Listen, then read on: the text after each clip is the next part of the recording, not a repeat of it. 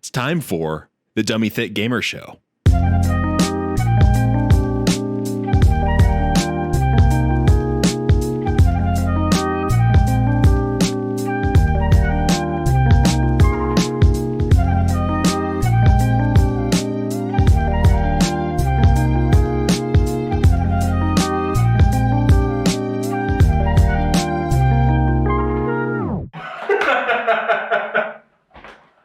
Is any of that usable? Let's see. Hell yeah. Yeah. No, for sure. Hi guys. We're just talking about how much we like our intro and how cute we both feel that it is and how cute we are, you know?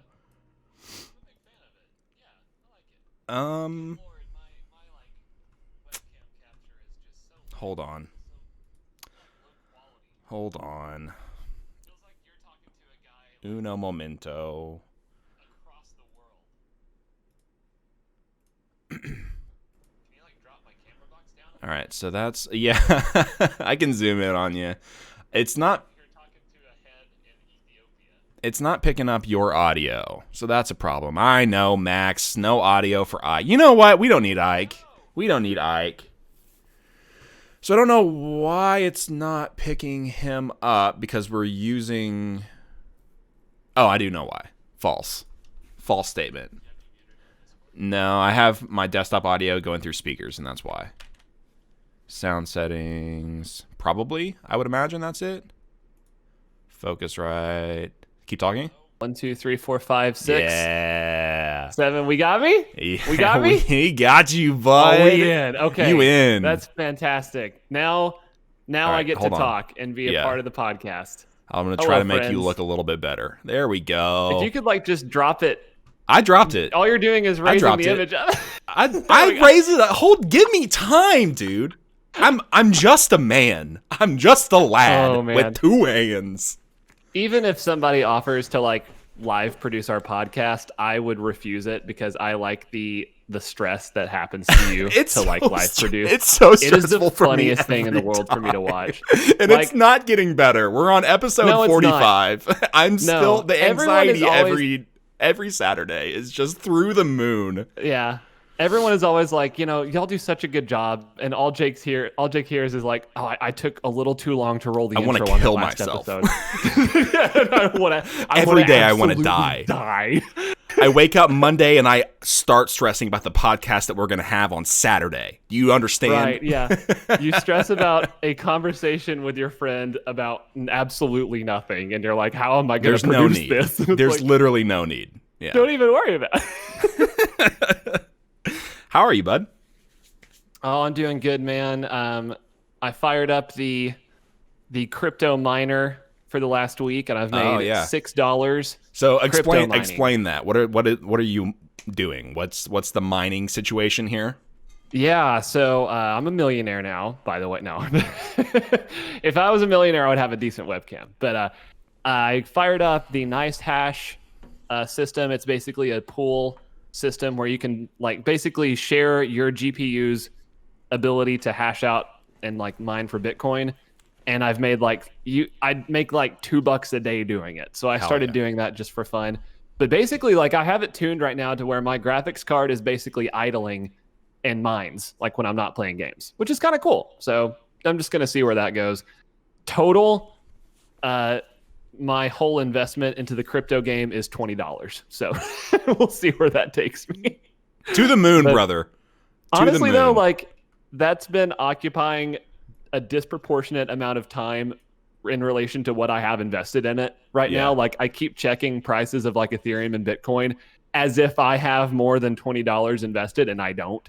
So it's been really funny just to watch and sort of get into a new hobby, I guess. Sure. Because it's always fun to kind of get into a new hobby. So that's where I'm at this week with that. But it's been fun, man.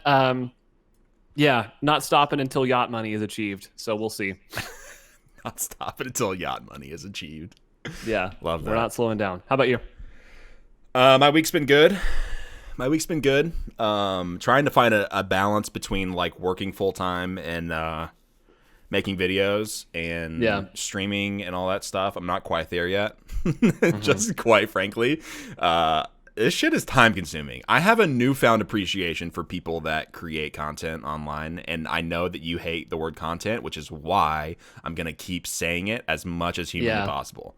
Yeah, that's fine. That's good for you to do that. Yeah. So content creators, I have a new I have a new appreciation. It's such a dumb term. I understand why it's a reductioning. Like it's so why I'm mad about it is because when you're a content creator like Jake is talking about, you're reducing your role to someone who makes a thing. But what that entails is writing, filming, production, editing, publishing. Yeah. That's like 5 things on their own that are their own jobs. No, it's boiling down an artist to like... Yeah. It's like going to Gordon Ramsay's restaurant and being like, yeah, he's a food maker. He makes food, he makes nutrients. Like that's not at all. He makes the nutrients? To be so reductive as to like call it. Hold on though. If he makes the nutrients, that's low key super impressive. Like the sustenance of life comes from the armpits of Gordon Ramsay. What? The angry armpit incubators of Gordon Ramsay is where we get all of our nutrients from. Yeah, that's that's. I love that. Anyway, I know I understand totally where your peeve comes from. Like, yeah. So anyway, content creators, I have a new appreciation. Oh my god, I have a new appreciation for just because like it's a whole different ball. Like when you go on YouTube and you're just watching a video, you don't think about like all of the edits that go into making anything. But like, holy god, it is so time consuming. Mm-hmm.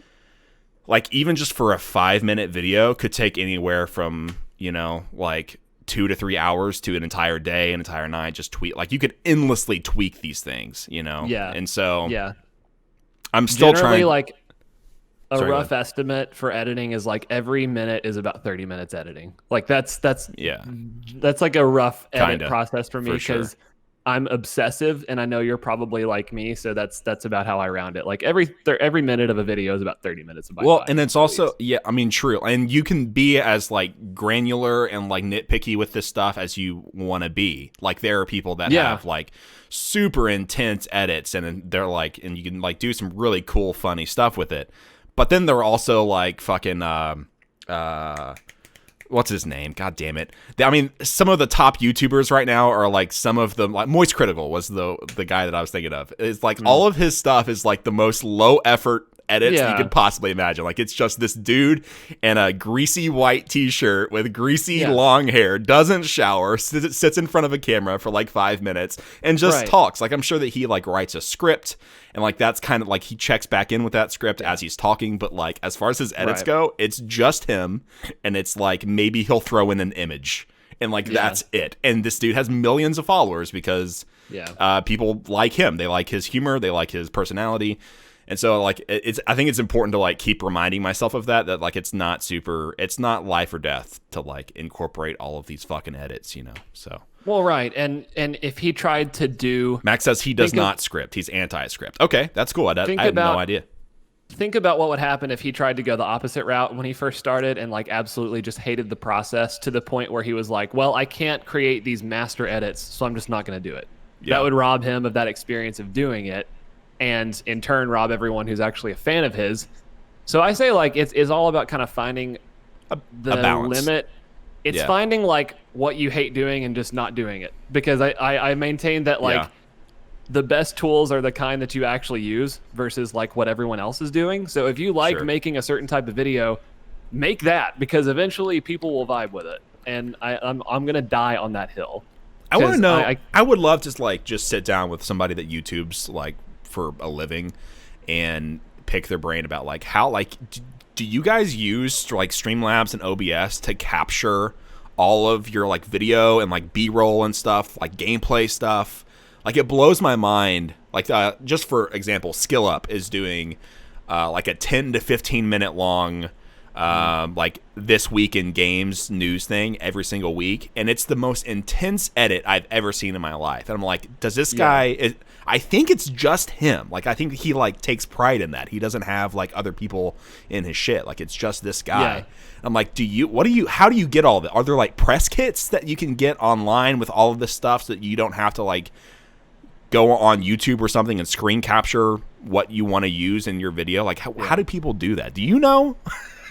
Do you have some insight? I know what you're talking about. Like I for the podcast I do with my wife, I try to find like a relevant screen grab to do when I do like the video promo for it. And even that time alone, like going back and combing through YouTube to find the topic that I'm looking for and finding like a specific moment to scrub through and screen grab is just the most frustrating process in the world. So these people who drop these videos of full of like screen grabbed B-roll and video capture, it is unreal to me. And again, that's one of those things. They've spent 20 plus hours working on that. I promise you. For sure. Like that took him all week. Like that was his, and it is their full-time job too. Like that's what they're doing. So if I didn't have a full-time job, best believe I could be pumping out content like that. Anyway, well, they're just a bunch of nerds anyway who should be dedicating their time to the crypto game like I am. So that's you're all fools, and you'll all be made fools. For sure. People that aren't interested in content creation, you just tuned all the way the fuck out for that conversation. I'm sure that wasn't interesting at all, but it's what I'm into right now, and so it's, I don't know, it's interesting to me. But that's been sort of my week. I streamed a little bit more Resident Evil 7 last night. I had one of the worst jump scares of my life. Yeah. Finally. Yeah, it's been kind of slow going, but what happened? There is this so I killed the guy with the chainsaw dude.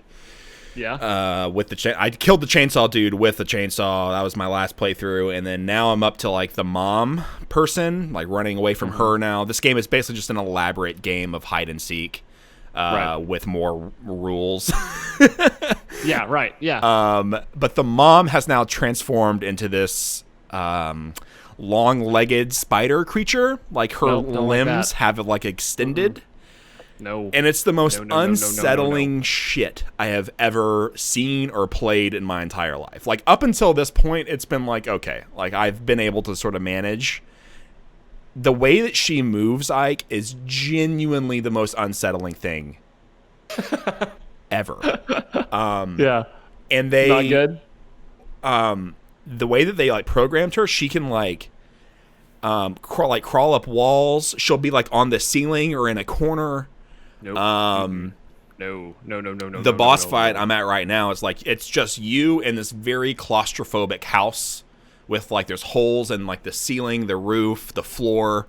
Yeah. There's like windows and shit, and she's like all over the place while you're trying to shoot this like she's super fast gaping wound, insect wound on her like belly that looks like kind of like a diaper. But anyway, like it's just it's fucking awful. It's fucking awful. That sounds horrifying, and I don't want to. It is ever horrifying. Play that. Yeah, I do have a complaint about this game so far. Okay. First of all, I still don't think the chainsaw fight is good. I would just like to reiterate. Is that a part of the game that everyone like championed and talked about to hype you up about it? No, I don't think so. I mean, I don't know. I'm not really attached to the conversation of Resident Evil 7. Like this is just me jumping in and trying it out. Yeah. People do generally really like Biohazard for what it is, but I didn't enjoy the. I think I was supposed to have a shotgun for that fight that I did not have until after the fact. So I think the shotgun may have made it a little bit easier. So I just had like a pistol and like something else. But as far as I can tell, like you're just supposed to. Well, we already talked about this. I don't need to rehash. But I think you're just supposed to dodge him until he like drops his axe or whatever, which is not a fun mechanic. But the thing that I'm really not liking right now is that it feels like when you're trying to avoid the family and the house, like it feels like there are really tight rules constraints. Like, do you know playing like stealth games and the AI have like a predetermined path, and like you basically just have to like wait behind a box until that AI is like has like done their route, and then you can go and do whatever you need to do. Figure out their path. Exactly. Yeah. This game like is really that when you're avoiding the family, and I'm like I just wish that we were past that, you know. And they also like kind of instinctively just know where you are, and I don't love that either. Like they'll be on this certain path in one place, and they'll just walk back and forth, and then you'll get to a different room, and it's suddenly that they'll just alter their path and go towards you, and it's like I understand, but like I don't know, kind of sucks. It a little bit breaks the little. It breaks the wall a little bit, and it's kind of like, oh, these are computers. Like, oh, I'm playing a video game. Yeah, I'm playing a computer right now that's skinned up like a crazy hobo killer. Yeah, absolutely. That's kind of frustrating. But overall, I would say I am really enjoying it. It's like the vibe is really cool. It is spooky. That's why I'm playing it. It's got the jump scares. Yeah, it's challenging. It's challenging. Is it getting you hyped for Village? Like, would this force you to pick up Village? I think I'm going to at this point. I'm going to finish 7. I think I want to go back and try the RE2 remake again because I didn't finish that, and I think I would like to do that. And then maybe 3. I'm not doing 3. I'm not going to spend $60 on a game that's like 3-4 hours. Sorry, it's not happening. I get that. But I think that Resident Evil has such a fun fan base because there are people who that's kind of their game. Like, you'll have people who they're into Star Wars or into Harry Potter. Like, I feel like there's a certain player base where Resident Evil is their hobby. I remember in college there was a guy who specifically bought a GameCube to play one of the Resident Evils on, and I don't remember which one because I'm clearly not in that sort of subgenre. Yeah, like, he was obsessed with it. That was his thing. I remember coming home from class and he was just sitting there parked playing Resident Evil all day. Yeah. And it was cool to watch. I mean, I could never get into it because the shooting mechanics just felt like rough for me because I'm moving from... If you go from like a smooth, highly polished, quick Doom or COD or something, Resident Evil is not that. You shouldn't expect that. So me and Nate were actually just talking about this after the stream last night. I feel like the shooting mechanics are almost intentionally bad. Like they're designed in such a way to like stress you the fuck out, right? Like there's a certain element of jank to it that I think is intentional, you know. You're supposed to be frustrated. There's no really no aim assist, you know. So it wants you to miss your shots, you know. There's no like you know, your crosshairs aren't like snapping to targets or whatever, but I just realized I think I have chroma key on my anyway. That's something that's funny, like games that are first person shooter horror like Fear 2 that I've kind of championed on the podcast a lot, the Fear franchise. Yeah. Those are games that are kind of what I'm talking about of a Call of Duty as a horror game where the shooting feels really good in comparison to things like Resident Evil. I like what you're saying though, because I can see how that's part of the kind of the scary element, because I did feel completely out of my league and unfamiliar with, like, I know how gun mechanics should work in my head, but in this already stressful situation, it's compounded by the fact that I can't land a freaking shot center mass on this dude who's like fat with a chainsaw. Like I'm seeing where he's at. And I think that's kind of more or less replicating like real life stress if you were actually in that situation. 100%. Like, and also 100%. And also how slow you are. Like, I hate when you're being chased in these games because you can't really, like, you can sprint, but you still feel really slow. It feels like those nightmares that you have when you're trying to run away from something and your like legs are just not cooperating. You're punching it underwater. It mimics that feeling it mimics that feeling so well. I also think scary games like from the PS2 GameCube era, I feel like we're just scarier because of the limitations to graphics that were, you know, available at that time. Like, there's just something about that era where games had almost a creepier aesthetic, I think, than, I don't know. I also feel like, I don't know. Personal preference.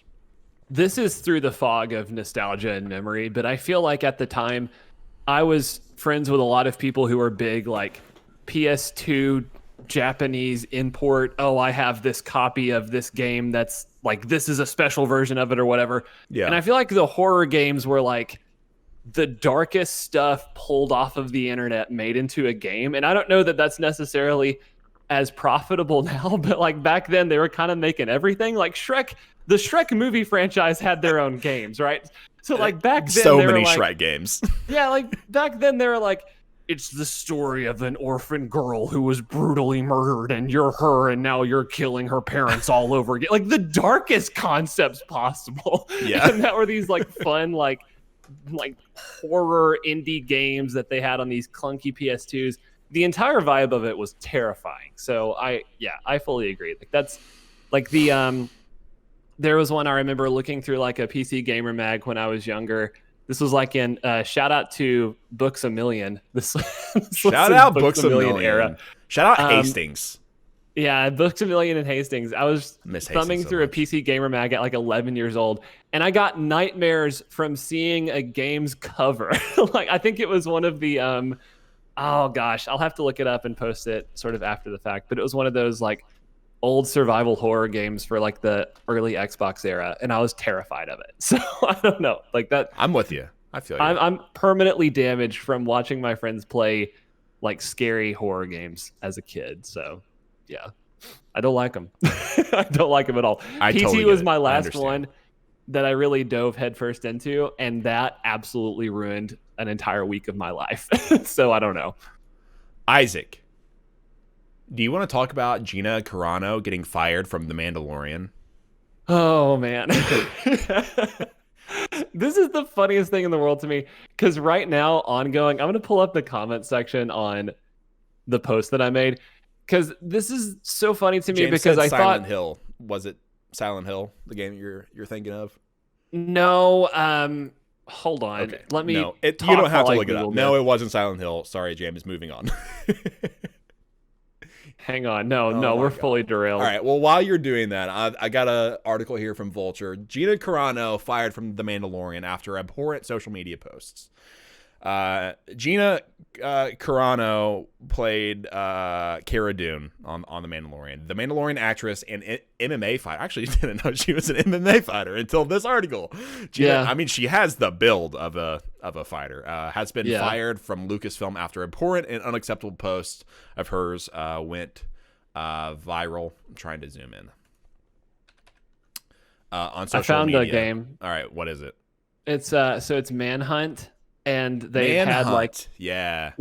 and they had like screen grabs, and I'm looking at it specifically. Like there's a guy with a mask, and it's a smiley face that says "Please stop me," and that just terrified the ever loving daylights out of me. Like that's it terrifying. looks I think the game, looking at the game cover now, looks rad because it's like a VHS sort of like pixelated cover.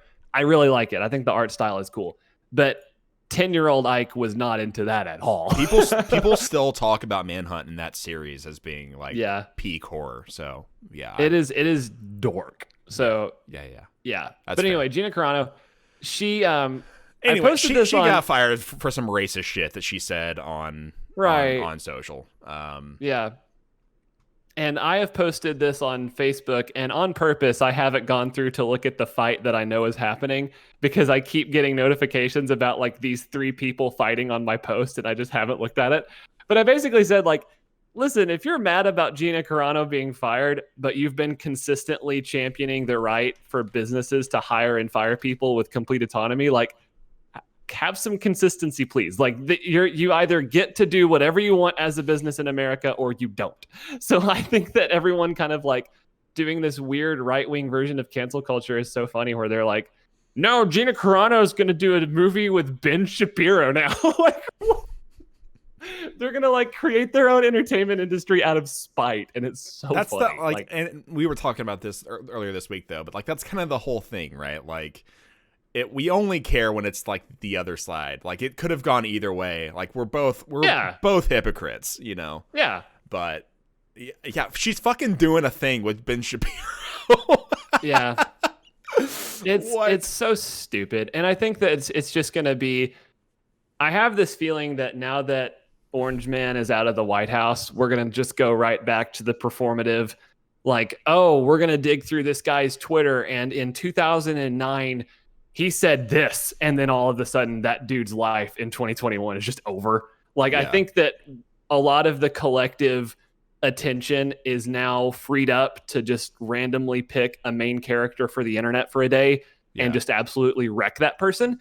Because previously, I think all of that mental space was occupied by like President Trump. And now I think that he's gone. We're just going to be doing this frenzy thing. I think she absolutely deserved to be fired for what she said. Like, she compared being 100%. Conservative to like being the Jews during a Holocaust or something. That's absolutely ridiculous. Never a good look. Yeah. And what's so funny is to me is like, dude, even from just a self-preservation instinct, you are in a Disney franchise. Like you are a supporting main character in a Disney franchise. Why would you could not say that? Like you could just as easily not say I'm anything. so fucking tired of the conservative narrative that they're being persecuted and that they don't have the ability to like speak out. Like, y'all have multiple talk shows that bring in millions of viewers. You know, like there's no shortage of outlets that the right wing has. Like, you're not being silenced. You know, it's not happening. You know, like, and they'll frequently hold up like colleges as an example of being like, no, it's because like colleges predominantly now lean left. They're more progressive now than they ever have been. And they don't want your super right wing Nazis speaking at their colleges. Like, that's really what it boils down to, you know? Sorry. Yeah. I think that question mark. I think there's a lot of money to be made out of outrage on both sides, but I think that we still need to say like when something is jacked up, and I think that what she said is obviously jacked up and completely unnecessary. And she's had some like sort of off base takes anyway. Like, I sent a screen cap of one of her tweets to you. Basically, her entire social presence is just like, I'm 14 and this is deep content of like someone with a dollar bill as a mask over their face, and it's like, follow the money. And I'm like, what are you doing? Like, you are an adult woman making millions of dollars a year. What are you doing? Maybe she just likes the smell of dollar bills. I don't know, man. I don't know. It's so weird. Yeah. And I refuse to see these people who are like, I refuse to see these people who are making millions of dollars off of the conservative brand in the same breath talk about how they're like being actively censored. Like, no, you have an email list of millions of people strong, and for some reason they give you money every month. Yeah. So I will not hear it. It's completely ridiculous. What does this do for you though? Because you were a pretty hardcore Cara Dune simp. Are your insides tearing in two? No, I can disassociate from just a normal attraction versus like their garbage takes. I can fully just remove myself from that. Okay. I hate that This is the whole you can separate the art from the artist argument here. But yes, I fully denounce strong woman's take. Still simp for strong woman. Props to you, I guess, for being able to do that. I can't, dude. If you're a gross person, I am not attracted to you. Well, we all can't be as I am personally. I did not like Cara Dune. I don't like her as an actor. I thought her performance was cardboard at best. A lot of her line delivery is shit. But you can't say that. You couldn't say that on the internet because there's so many Cara Dune simps out there, including yourself. So I was always afraid to speak out. Speaking of persecution, of oppression, you're the real. My Cara Dune takes are being suppressed. No longer, because now she's free. A piece of shit, and I am free. Right. The shackles have been broken. I can finally speak out. She's a piece of shit, and I'm through the moon that I finally have a reason that I can, I can talk shit other than she's a bad actor. I feel like you have a running list of people who, once it's safe to talk trash about, you're just ready to do that. You're like, I'm not going to do it as the dissenting opinion. But as soon as that bandwagon leaves the station, I'm jumping on it. I'm hopping on. I'm hitching a ride. You have like different videos on your hard drive already produced and ready to launch just on a click of a mouse. Yeah. No, but I'm with you. You can't. Like what James said here, like you'd think common sense for like, quote, don't say or do dumb shit in a very media heavy career, but I guess not. Yeah, like you both are dead on the money. Like if you work for Disney, yikes! Like maybe consider. That's all I'm saying. Like personal experience here.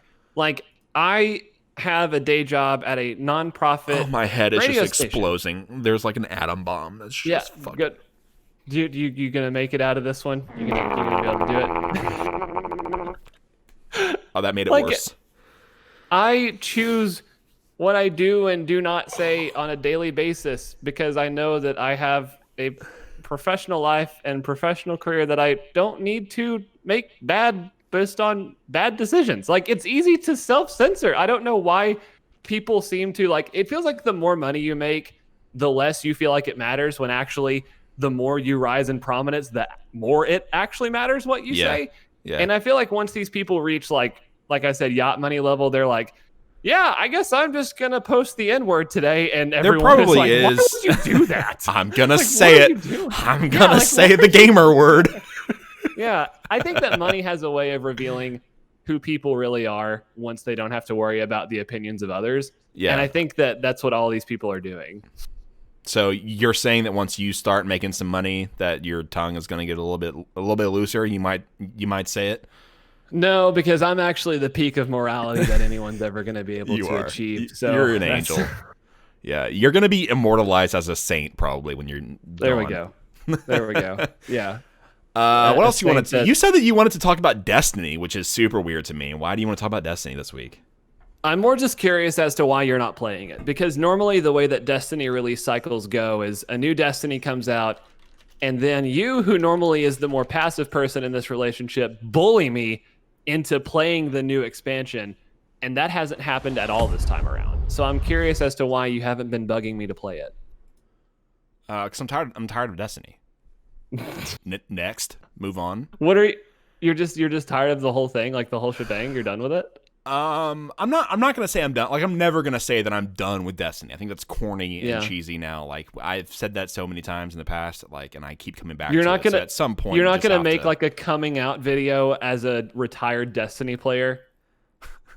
You're Your not gonna wife make just chimed in the chat in all caps. Stardew update is on Switch games. Switch Yes, gamies. it is. Switch gamies. Yes. So that's okay. So what does that mean? There's a Stardew update out. I guess.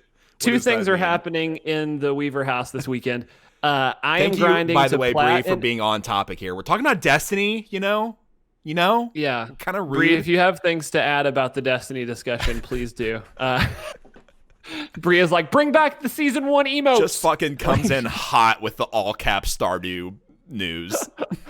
Yeah. Two things are happening in the Weaver house this weekend. I'm grinding on Apex like crazy, and Bree is dedicating her entire waking time to playing Stardew on the Switch because the update that's been out for PC has finally dropped on Switch like 2 nights ago. Yeah. And that has been her waking time doing that. So it's been full neckbeard and legbeard times at my house over the weekend. I love it. Yeah. I love it. Yeah. So you're not going to make like a breaking up with Destiny video. That's not going to happen yet. It's not going to happen. I think, it's okay with these live service games that demand so much of your time. Like it's acceptable to just not play, like to sit a season out, And I think we forget that sometimes. Like it's okay to not play a game constantly. It's okay to play other games and take breaks, Yeah.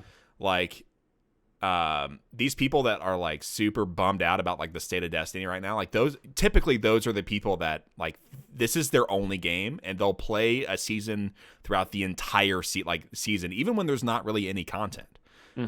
It's like there's nothing wrong with just even like downloading a season, playing it for the first couple of weeks, hopping back in when there's new stuff to check out that's like interesting, and then hopping back out again, And so like for me, this season is dealing with the cabal again. Like I just feel like I'm cabaled out. My cabals are blue, and that makes it sound like they're ready to burst for cabal. I love that. That is hilarious. Yeah, I think you're dead on with that. I think that people need to feel that it's okay to take a break and not marathon the content, for God's sakes. Like it always makes me feel really worried for people when I see people like, oh, it only had 35 hours of content in it, and they played for like 30 hours straight. They're like, I finished it in one play session. And I'm like, you played for 30 straight hours, my dude. Like the content was there. You chose to not take it at a normal pace.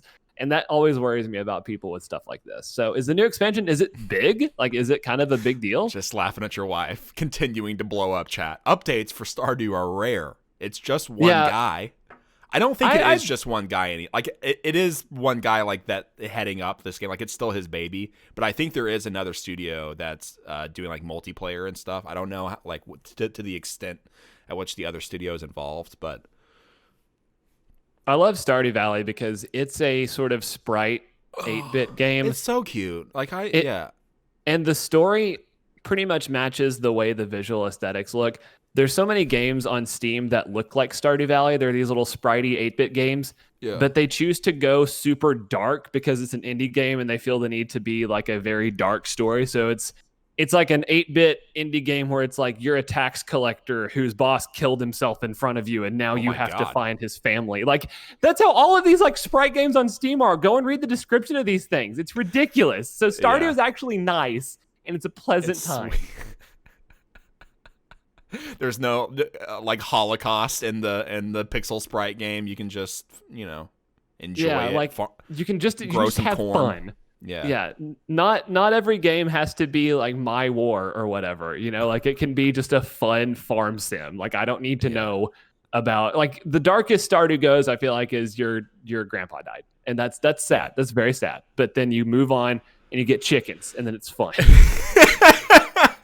You get some chickens, some cheekies. But yeah, okay, sorry. Back to Destiny 2. Yeah, so like I'm gonna set the season out. I think I might pop in for a little while, just check it out, or I might not. I'm not really feeling it right now. I'm tired of shooting at the same freaking 3-4 enemy types with more or less the same guns. I'm tired of the grind. Like each season kind of feels the same every season. Yeah. I'll say that I love what they're doing with like the lore and the story, and I love that like they're bringing back elements of Destiny 1 that were kind of forgotten about, and they're giving them more life. Like what they did with the Stranger and the Beyond Light expansion is really cool. Like I love bringing back the things that they didn't really like cap off in Destiny 1 and expanding on that. I think that's all like really, really cool. Yeah, and so like I'll follow the lore and stuff on the side. Like I'll still check into the Reddit. I'm sure like I follow so many Destiny like content creators on like Twitter. Like I'm still very much attached to that space, but I'm gonna sit this one out. There's a lot of good games coming out at the start of this year that I want to check out, and I don't want to have all of my time and energy wrapped up in fucking Destiny. Yeah, I can respect that. You've been playing a lot of Apex with me lately, which I feel like is a fun. Apex is fucking dope, dude. Like it's one of the best shooters out right now, and if you're sleeping on like if you're just like playing Warzone constantly, might I encourage you to try out a different battle royale called Apex Legends? Like, tell them it's not as toxic. First of all, it's not as broken in terms of balance. I would say like it feels really good. Like there aren't weapons that feel super OP to me. And if they are, like they come as like red drops at the end of the match, and they're intentionally designed to be super OP. Like there are obviously like there's a meta like Spitfire, Flatline. Like you're seeing a lot of those, but I've just recently adopted the 30-30 as of like today. This morning, I've gotten like 10 kills with it, and it's a beast once you figure out the mechanics for it. Yeah, but I agree. I think they're taking a pretty balanced approach to it, and it's been fun. I think it's the whole concept of like in Warzone, being able to equip your loadout is something that I've always disagreed with in a battle royale. Like I feel like you should just not be able to equip instantly the super OP gun, that will shred people. Like it should always be, hunter gatherer. Yeah. Like the success of the match should be determined on what you found that game. Like there's an element of luck I think that should always be attached to these games, because that's what makes like the moment to moment stuff so fun. It's like I think that it creates moments where winning an engagement when all you found is like a Mozambique and a P2020. I was about to say, like those moments are fucking killer, dude, and that's not something that you get from Warzone that often. Exactly. Yeah, there was a moment the other night where one of us like beat a squad with like the lowest power weapon in the game while we were all down watching it happen, and it felt so cool. Like you could just gas your boy up for doing that. And if you have your preloaded like MP5 with a thermal scope on it already in, not as special. So I think Apex is fun, and it has elements of like, and with the Overwatch with the abilities. I was about to say, ability level. It's very cool to see how it's working. The new character Fuse is rad. He has the ability to carry more grenades than other people, and he just absolutely rocks. He's my main for this season by a long shot. So it's been good. For sure. Did you see, I just saw this, that Halo 3 is getting a new map? I did not see that. Dude, that rocks. Halo 3 is getting a new map over a decade after release. This is from Zach Swisen over at Kotaku. I love that. Let's go, boys. Halo 3 received its last official new map all the way back in 2009 as part of the Mythic 2 map pack release. Now 343. Wow, that brings back some nostalgia. Pulls out the nostalgia strings. Map pack. The map packs were super hyped in the Bungie days. Yeah, agreed. Now 343 Industries has announced that a new map, first featured in Halo Online, will be added to the new round of the Master Chief Collection beta testing. In a blog post released today on Halo Waypoint 343, announced a new round of flighting for the Master Chief Collection. It explains what flighting is. We already know it's a beta. The new map comes out of Halo Online, a now shuttered online-only spin on Halo developed by Saber, built with a modified version of the Halo 3 engine, releasing only in Russia in 2015 via a closed beta and no longer updated. Fans have attempted to mod Halo Online and make it playable worldwide, but Microsoft has pushed back against these efforts because, of course, as corporations That's often so do. funny. Many fans have also asked about bringing Halo Online maps into the MCC, and now 343 has gone and done it. Based on a screenshot including in the post, the new map looks like a human military base located on some icy glaciers. While 343 says this will be a new map for Halo 3 from Halo Online, looking at Halo Online maps, it doesn't quite match any of the maps that appeared in the shuttered game. It also doesn't look quite like any of the supposedly canceled maps that were never added to Halo Online before it shut down. However, the URL for the screenshot included in the blog post mentions the name, quote, Waterfall, which is a canceled Halo Online map that features some icy concept art. Still, what this map actually is remains a mystery. But it's fucking cool that we are still getting content for Halo 3 over 10 years. I love it. Like, down the road. I love it. Halo still holds up. You and I were talking about maybe getting a setup where we're playing through the Halo games. We're doing that It shit. is so good. It's so good. 100%. I don't know what you're doing tonight, but we should start that. We should start our playthrough of Halo. I agree. And yeah. Hopefully, my goal next week is to have a nice webcam. I've actually set aside the money for it now. It's going to happen by next podcast. I'm so tired of whatever you're using right now doesn't look bad, but I want a simple streaming setup because now that you and I have streamed like gameplay together, it's been too much fun and I can't not do it anymore. So it's fine. We should do like a do you want to just go through the Halo like trilogy and then see how we feel after that? Because that was kind of what we played together. Jake and I jumped in together on Halo 3, it feels like. That was our, like, intersection point. Yeah, it was, for sure. It was hangouts. Like, it was Guitar Hero. That's how it started, in your basement, and then we gravitated to Halo, and then that was kind of it, man. Halo 3, all-nighters was like the foundation of our friendship. And so I think... And we're saying all-nighters, like sunrise. Like, we saw sunrise coming up. Yeah. Those were the absolutely days, ridiculous. Bro. Dude, for sure. With Rockstar and Moon Pies and bad shits for the next week. Yes. It's snowing through this weekend, and there's this part of my body where it's like, oh, it's cold outside. You better play 36 hours of a video game. I still feel that. That is what's going to happen through this weekend. Like, I can't not do that now. It's calling me. It's kind of cool that like that's how we were, and like we've obviously changed. You know, we're both mid-20s something now, pieces of shit, but like. We still have that part of ourselves that like when it does snow, we have that like natural teenage instinct to like burrow and just play games with the homies, you know? I dig a hole in my floor and I put my console in front of me and I feel the need to ask my mom to make pizza rolls and I just play games for 22 hours. So that's how we do it. Yeah, that's what you do. So but yeah, I want to start. About that. I want to start with Halo CE, and we'll just make our way through. I think it'll be just a cool, fun, chill, you know, return to our roots.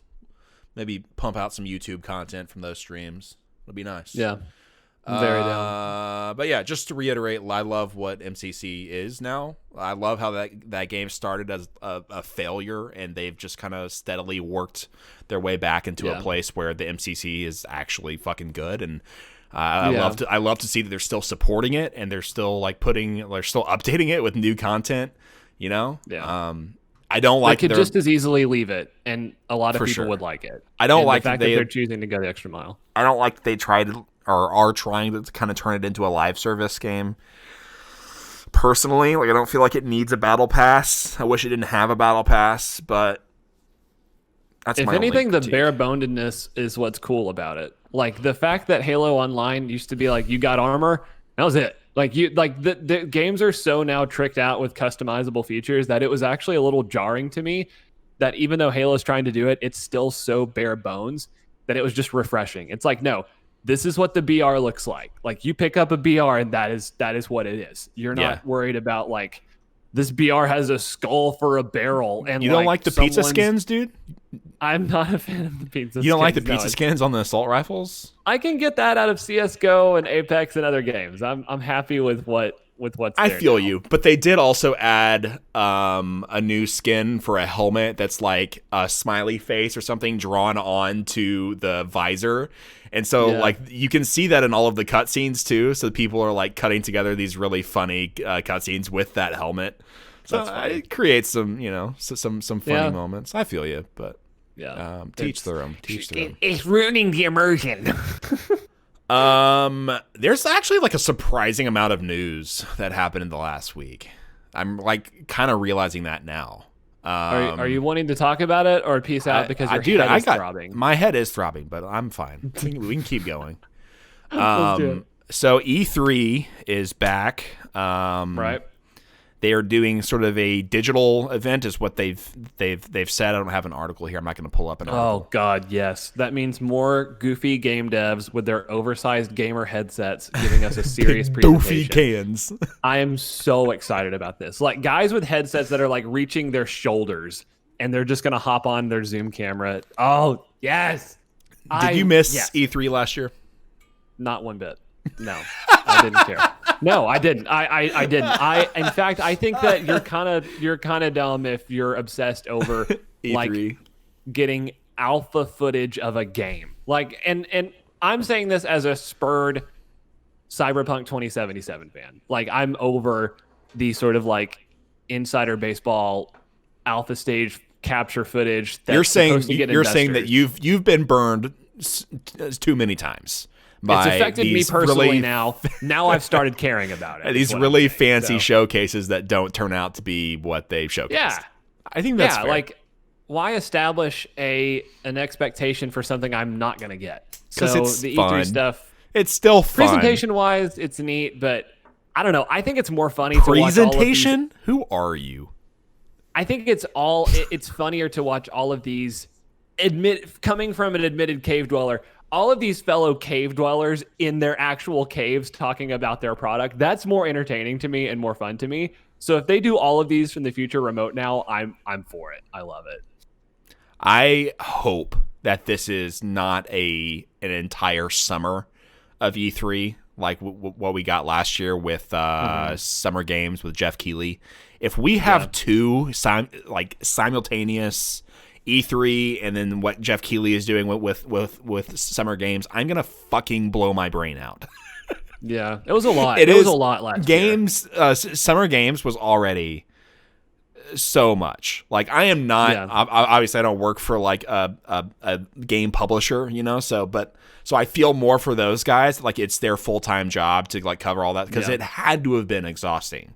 It was exhausting even for me running this little rinky-dinky podcast and trying to like stay on top of like all of the game announcements, all of the news, all that shit because it was like it never ended. And it was also much of the stuff looked the same, but they were different. A lot of it like did. There were so many things that were the complete same thing, but they looked. Yeah, it's too much. For me, it was like the constant hype cycle for events that like didn't really need to be hyped. Like there was nothing really in some of them, and there was like multiple ones too. Like EA and Ubisoft and like all these different publishers felt like they needed to prolong their what they would have done at E3 into like multiple live streams. So it was like part 1, part 2, part 3, and they would space out their announcements.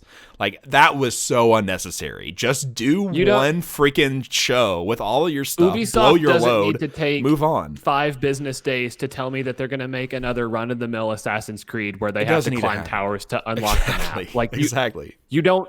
I know what to expect from you. You don't have to have that over 5 days. The hype cycle was just fucking stupid. We don't need that again, and now also spread across E3 and Summer Games, please. I hope they've both, and I think Jeff Keighley knows that. I think that was some of the feedback that he got. I don't think that's what he wanted to do initially, but I think people coming back to him were like, let's do it like this. That's what I've heard. Yeah. So my hope is that going into this year that we don't get that it is just a weekend of Summer Games and then a weekend of E3 or whatever. And then we have stuff to talk about for the next couple of weeks. And then we, can go on with our lives. That's what I hope. We're going to get out of that.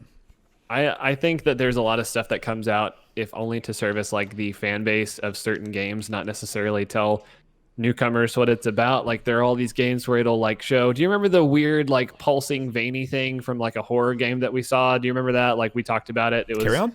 I can't remember what it was, but like I don't know. There are all these trailers that just are. Elder Scrolls is a good example. I think you're talking like about Carry On, right? Yeah, it showed a mountain sequence and everyone freaked out, and I was like, okay, we know that was happening, right? Like, yeah, I don't know. Yeah, no, I'm with you. I'm with you. Be weird. So yeah, E3 is coming back. We'll see how that goes. The PS5 controllers are drifting. I don't know if you saw that. There's like thumbstick drift. People are freaking out about that. Imagine paying $1,200 to a like aftermarket seller on Marketplace only to have your console stick drift. Oh my god. That would suck. I imagine if you're an Xbox user hearing about all these people praise the PS5 for its innovation in their controllers. I'm sure if you're an Xbox user, you're just like, where is your god now? Yeah, I feel bad for Sony. That sucks. Like that's a big problem. The Joy-Con drift, I dealt with that a little bit on the Switch, and that was really annoying. It's apparently a nightmare to get fixed too. Yeah, I would be livid because those controllers alone are like $100, right? Like they're not cheap. So and I imagine just go and again, this is me talking out of my ass, but I wonder what the process is to like get that repaired, because if they're I don't know if they're short on hardware for like the controllers themselves, or if it's just a hardware shortage for the consoles. But if you're trying to like send it in somewhere to get fixed and they don't have the parts for it because PS5s are already in such hot demand and they're short on supply, what does that look like if you're trying to get your controller fixed and you just can't? The RMA process at this point should just be like, send me a new controller, thank you, and they should just do that. Like the logistics of trying to fix it and ship it back sounds awful. So I don't know what you would do with that, but yeah, that would be awful, man. I can't imagine buying something from a reseller and then finding out that in 6 months the joystick just drifts. That would be absolutely abysmal. Not a good time. So bad. Not a good time. Yeah, or and going through the whole process and like how hard it is to get a PlayStation right now, and having like 20 different tabs open, hitting refresh on all of them. You finally got it. You finally got the one, and you get it, and 2 weeks later, your controller's fucking broken. Yeah. Can you can you run a DS4 off of it? Like, could you sub with like a DS4 controller? Because I would think that would be one solution, but I don't know that you can do that, can you? It took me way too long to figure out what that acronym was for. A DualShock 4? Yeah, the PlayStation 4 controller. I think that was one of the things with the PlayStation that people were fucking on. Hold on. That's a no-no. I don't think the accessories for the PlayStation 4 all work for the PS5. Yikes. I think that's what people that's going to be a nightmare. Does DualShock 4 work on PS5? Let's find out. Okay, I'm wrong. Sony has confirmed that the DualShock 4 can be used on PS5, but here's the caveat. But only with backward compatible PS4 games. Oh my gosh, yes. No PlayStation controller has ever worked with the next PlayStation console after it. And for good reason. So what? Who wrote this? And for good what good reason is it? I disagree. Sir. I hardcore disagree with that. Bad. Yeah. This is from AndroidCentral.com. Fuck you, Android Central. That's so, and for good reason. I was fine with this until they tacked on that, and for good reason. So funny. That's You're trying to tell stupid. me that the touch bar on the DS4 was so innovative, making peripherals less accessible because, and for good reason. Fuck you. You really need the little LED bar in front of the DS4 and the DS5 to really understand the game. I like it when my triggers go brrr when I walk. Listen, I will come over to your house and shake your arms for you for a nominal fee. There's a pretty much universal agreement right now. So like games on PS5 right now are doing this thing where like you can feel the steps of your character resonate in the triggers or something like that. And it just like, there's a universal agreement right now that feels fucking weird and that needs to stop. Yeah. That's funny. Yeah. I wondered how people would feel about those, because like I'm a main player of like first person shooters and stuff, and I've played on a controller for a long time, probably more than mouse and keyboard, but I always turned vibration and stuff off, because that's an unnecessary handicap to your aim in a competitive game. So I really wondered how people would feel about playing a thing that the whole point is to simulate weapon feedback. And I'm like, I guess this is for the people who are really invested in the sort of cinematic aspect of things. Yeah. But I feel like that's still the minority of people who play games, right? Like, I don't know if it's these people, a minority, but I'd say that it's cool it's a niche. Like it has its place, you know, like it's kind of a gimmick. You know, you can take it or leave it. It would be for me in like a single player type game to the point where it doesn't become annoying. You know, like I do feel like because these features are new, developers are implementing them on a scale that they probably shouldn't just because it's new. Yeah. And Sony probably wants them to do it, you know. And it's worth noting that in a lot of these games, you can turn those off just as easily. It's not like you have to put yourself through the constant vibrations, but yeah. Anyway, yeah, I'm saying that from the perspective of someone who, if I played on PS5, that would be a feature that I'd be paying for. That if it were optional, I wouldn't pay for. So, like, I think only like first-party PlayStation 4 games really utilize the touch bar in a way I liked. Like the Killzone Shadowfall. The touch bar rocked on that. Other games, not so much. So I'm that's fair. Thinking that DS5 is going to be the same way. But yeah, RIP my PlayStation boys. Again, I'm never going to root for a console or product to be bad. That sucks. I'm sorry. That's so bad. All right. I'm not feeling good. I feel like I'm going to throw up. But we got two more things. We got two more things to talk about before we go. So let's get through this. See if we can get Jake puking on stream. Let's go. Yep. Just even the action of doing that did not help my case at all. All right. So there's two things. Kingdom Hearts is coming to PC, which is in and of itself is fucking crazy and incredible. But get this, it's only coming to the Epic Store. And I love it. And all of these 10-plus-year-old games are going to be charged full price on Epic. Yes. Like good. No improvements. Like capitalist hero. How they existed in their current states, and they're charging full price, and they're exclusive to the Epic Store. No next gen optimization. Oh, I love it. That is so good. Oh, that's so good. You really love it when people just clearly make a cash grab. Can you imagine? Like, and I understand like I don't know. I kind of say fuck Epic just on a meme level. I don't actually hate Epic. You know, I think it's good to have competition in this space. Give Steam a little pressure. I don't like that they're getting so many of these exclusives because I do use Steam prominently, and I don't like Epic from just the basis of like I don't like their platform. Like it's missing a lot of the features that I feel that it should have. Like it doesn't feel good to play games for me on Epic. If they added an achievement system, like honestly, it doesn't that would feel help. Good to play games on Epic. What does that even mean? Like you're playing a game. What does it matter if you're playing the game? You're playing the game. Your webcam just It did. I don't know. I think I just lost connection or something. I don't know. Yeah. Hold on. I don't know. Oh, there you go. You're back. I'm back. Yeah. So you're playing the same game. Like what? What difference is it? The game itself, don't hear me wrong. Like the game itself plays identical, but I'm one of those people like I like the ecosystem in which I play the game. So if I'm missing a lot of the features like having a friends list, being able to interact with those friends, being able to earn achievements, being able to like hit all of those sort of check marks that we're all used to playing on console, on Xbox, PlayStation, Steam, like a lot of those features are just missing. So there are a lot of people that can just play a video game and not have it be attached to anything. I like being in an ecosystem. Sue me. Okay. Sue me. All right? Fuck you, Ike. You know? And to spite you, my webcam is going to keep dropping out. I don't know. It's fine. We're almost done anyway. I personally welcome Hold on. The I can add your image in.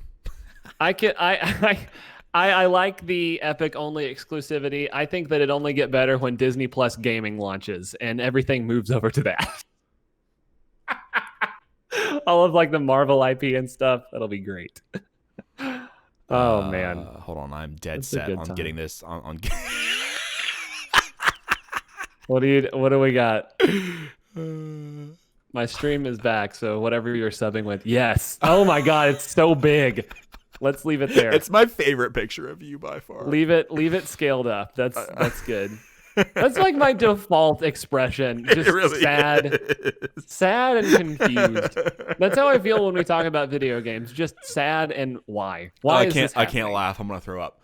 Yeah. So that sucks. Don't like that. Oh, and you're why it keeps like can you just turn off your webcam? I'm just gonna turn off. Turn it off. We're gonna turn it off. We're gonna peace out from the webcam. Goodbye, webcam. We have the superior representation of me anyway. So why? 100%. Yeah, it's not. Why mess with perfection? It keeps defaulting to my entire camera. All right, I'm just gonna lean over and we'll just make that work. Yep. So that's the thing. Boy, the podcast has a way of shutting us down, huh? Like it just tells us when we're done. And the last bit of news: Jack Black has been confirmed to play as Claptrap in the next Borderlands movie. Yeah. So this movie is basically just Jumanji, but set in the Borderlands universe now because they got Kevin Hart. They've got Jack Black, which are the two. All they need now is The Rock, and it's fucking Jumanji, dude. Well, you know that, like, I mean, think about The Rock coming in to play like a bruiser class character. Like he totally could play a bruiser. The Rock could play Roland. Yeah, it like would that, fit. No question about it. Like that is such a natural fit. Brick. Yeah, Brick. Yeah, I think Kevin Hart should play Roland. That would be hilarious. I constantly go back and forth between, like, is this movie going to be any good? Like, first of all, let's just start there. Do you think the Borderlands movie is going to be good? I think it's going to be a great, let's watch this as a meme kind of movie. Yeah. I don't know that it'll be great. I have a horrible taste in movies, so I don't know. I will like it, but that's probably an indication that it's going to be bad. So I don't trust my own instinct on it. I think I'm going to like it regardless. I think you'll hate it. I probably will hate it. There's some good actors in this movie though. Like, I don't love the casting choice with Kevin Hart as Roland. I think that was probably a mistake because, again, Kevin Hart can only play himself in anything he plays.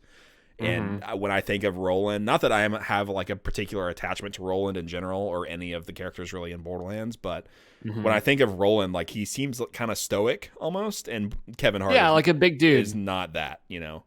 Yeah. Yep. I'm trying to look up who else they got. I feel like they got Jamie Lee Curtis to play Tannis. Am I imagining I like that? That makes sense. Perfect casting choice. I'm trying to find the IMDb for it. I'm trying to find. Okay, here we are. Yeah. Jamie Lee Curtis is Tannis. Fuck, where's my thing that I just had? I'm good with. I love JLC. Kate Blanchett is the Siren. Which also make, like, she's an awesome actor. So I don't like they have. They have good actors in there. Who's the director again? Eli Roth. I like him as an actor and as a person a lot. He's one of the actors from Inglourious Basterds. I mean, he's in a shit ton of things. Eli Roth, yeah, and he also is like known for making very scary, like, gory movies too. Like, he made Hostel. So I'm wondering what his rendition of Borderlands is going to be like. He didn't make Green Room, right? He made something green. Green. Like, Green. I know what you're talking about. Green. Which, by the way, there's this movie called Green Room, which is incredible. Green Inferno. Green Inferno was what I was thinking of. Yeah. Yeah. Green Room. Green Room is one of my favorite scary movies, if only because I've been roughly in that position multiple times, having played in a band. Like, yeah. Green Room is a movie with, first of all, Patrick Stewart is in it, which should be enough for anybody to watch that movie.